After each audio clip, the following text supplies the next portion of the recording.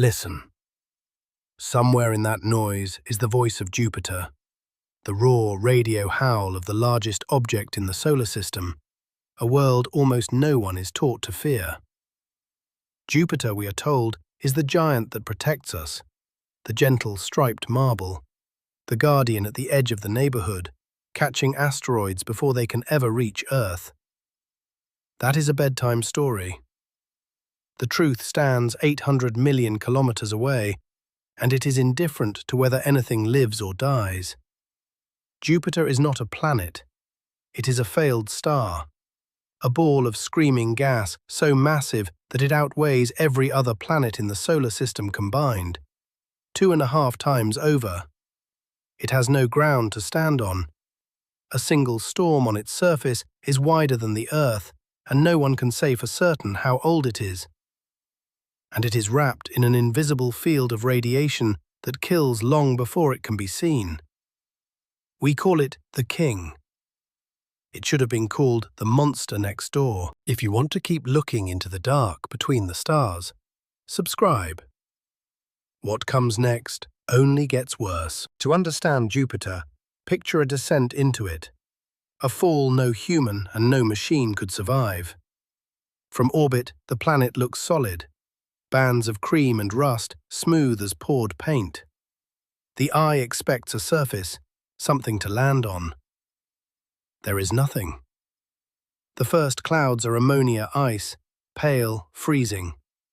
For a moment, it could almost pass for Earth. Then the light begins to die. Lower down, the pressure builds fast. 10 kilometers, 100. The sky closes into a bruise, then into black. The temperature climbs. The wind is already faster than any hurricane this planet has ever produced, up to 600 kilometers per hour, and it never stops. Deeper still, the gas stops behaving like air and starts behaving like liquid. It thickens. It crushes. The pressure grows thousands of times greater than the deepest trench in Earth's oceans. A falling probe would not be torn apart. It would be pressed out of existence, folded into the atmosphere like a breath into a storm. And still, there is no ground. Because deep inside Jupiter, the pressure becomes so violent that it does the impossible. It squeezes hydrogen, the lightest element in the universe, until it turns into metal. A vast black ocean of liquid metallic hydrogen, tens of thousands of kilometers deep, churning in the dark. That ocean is the real body of Jupiter, not rock, not land. A sea of liquid metal that has never once seen the sun. And all of it is spinning faster than anything this size has any right to.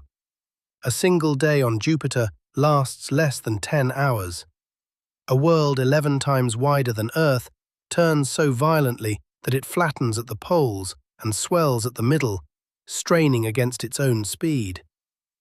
Somewhere in that crushing dark, the elements themselves begin to separate. Helium condenses into droplets and falls like rain through the liquid metal, one element sinking endlessly through another into a sea with no shore. There is no place to stand on Jupiter. There is only the fall. Higher up sits the one feature everyone recognizes: the great red spot. From a distance, it looks like a birthmark, a pretty smudge on a pretty planet. Children draw it in crayon. It is a wound. The great red spot is a single storm, one storm, wider than the entire Earth. Our whole world could drop into it and vanish beneath the clouds. Its winds turn at over 430 kilometers per hour, and its edges have been clocked faster still. And here is the detail that should raise the hair on the back of the neck. No one is sure how old it is.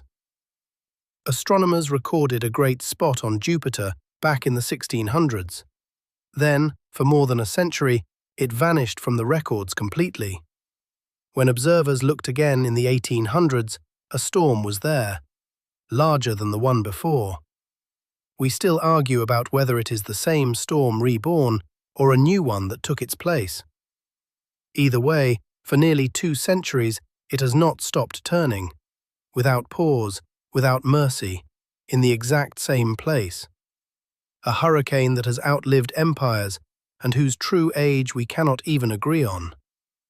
And it is not shallow. This storm does not sit on top of the planet the way weather sits on Earth. Its roots plunge hundreds of kilometers straight down, anchored somewhere that cannot be seen and is not understood. It is not a cloud. It is the top of a wound that goes all the way down. Recently, something changed. The great red spot is shrinking. For the first time in recorded history, it is getting smaller. That should be a relief. It isn't. Because a storm this violent does not simply calm down. When something so large finally begins to change, it means the machine beneath it is shifting, and there is no way to know what Jupiter does next. The eye has been staring the entire time. We are only now noticing it blink. Everything terrifying about Jupiter so far could at least be seen. The next part cannot. Jupiter's magnetic field is roughly 20,000 times stronger than Earth's. It does not wrap the planet neatly. It erupts outward for millions of kilometers, forming the single largest structure in the entire solar system. If it were visible in the night sky, Jupiter's magnetic field would appear bigger than the full moon. It is larger than the Sun itself. And it is a trap. That field seizes charged particles and accelerates them to lethal speed, filling the space around Jupiter with belts of radiation intense enough to kill an unshielded human in a matter of hours. Not by heat, not by impact, by silently tearing cells apart from the inside. Machines sent into that zone are built like armored vaults. The Juno spacecraft carries its most delicate electronics inside a titanium shield, a coffin designed to hold the radiation out for as long as possible. Even so, every orbit through Jupiter's radiation is slowly killing it. And the planet has help. Its moon Io is caught in that field, squeezed and tortured until it bleeds, feeding a river of electrified plasma into the system, a donut of poison wrapped around the entire planet. All of that energy has to escape somewhere. At the poles, it erupts as auroras, curtains of light hundreds of times more powerful than anything that has ever glowed over Earth, burning without pause, fed by the torture of Jupiter's own moons. And in the clouds below, the storms answer with lightning. Not the flicker familiar on Earth, but superbolts, flashes far stronger than any strike this planet can make, detonating inside clouds the size of continents. This is the truth behind Jupiter's protection. It is not a shield. It is a killing field that begins hundreds of thousands of kilometers before the clouds ever come into view. Anything alive would be dead long before Jupiter ever became beautiful. A king is nothing without a court. Jupiter rules over a court of monsters, more than 90 moons, held in a grip nothing escapes. 3 of them should not exist. The first is Io. Io is the most volcanically violent world in the solar system. Not one volcano, not 100. Its entire surface is a nightmare of erupting sulfur and lakes of molten rock, hurling plumes hundreds of kilometers into space. The reason is Jupiter. The planet's gravity needs Io like a fist closing on a heart, flexing it, heating it, over and over, until the moon tears itself open. Io does not erupt because it is alive, it erupts because it is being crushed. The second is Europa. Europa is a smooth ball of ice, cracked with long red scars. Beautiful, silent, and beneath that frozen shell lies an ocean of liquid salt water, one that holds more water than every sea on Earth combined. Warm, dark, salted, sheltered from the vacuum above. Missions went to Jupiter expecting rock and gas. They may have found the best place in the solar system for something to be alive, swimming, right now, in total darkness, under kilometers of ice, in the shadow of a monster. The third is Ganymede, a moon so large it is bigger than the planet Mercury. So large it has its own magnetic field. A world that, orbiting the Sun alone, would be called a planet without hesitation. Jupiter owns it like a trophy. These are not gentle little moons. They are a lava-drowned hell, a hidden ocean that may be watching back, and a failed planet in chains.